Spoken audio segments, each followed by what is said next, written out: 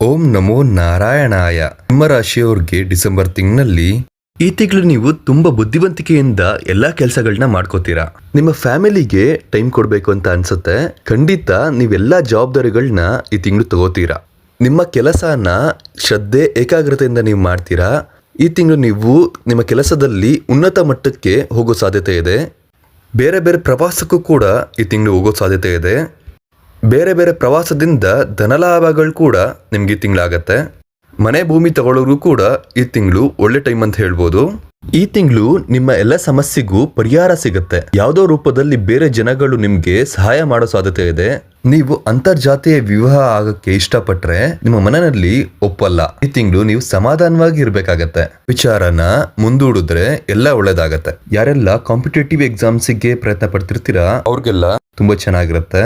ಪ್ರಯತ್ನಗಳನ್ನ ಮಾಡಿ ನಿಮ್ಮ ಕನಸು ಎಲ್ಲ ಪೂರೈಸುತ್ತೆ. ನಿಮ್ಮ ವ್ಯಾಪಾರ ವ್ಯವಹಾರದಲ್ಲಿ ಲಾಸ್ ಆಯಿತು ಅಂತ ನೀವು ಬೇಜಾರು ಮಾಡ್ಕೋಬೇಡಿ. ಡಿಸೆಂಬರ್ ಲಾಸ್ಟ್ ವೀಕಿಂದ ನಿಮಗೆ ಎಲ್ಲ ಅಭಿವೃದ್ಧಿ ಆಗತ್ತೆ. ನಿಮಗೆ ಎಷ್ಟೇ ನೋವಾದ್ರೂ ಕೂಡ ಬೇರೆಯವ್ರಿಗೆ ನೀವು ಏನನ್ನು ಕೂಡ ಹೇಳಲ್ಲ. ಎಲ್ಲರ ಜೊತೆನೂ ನೀವು ಖುಷಿಯಿಂದನೇ ಇರ್ತೀರಾ.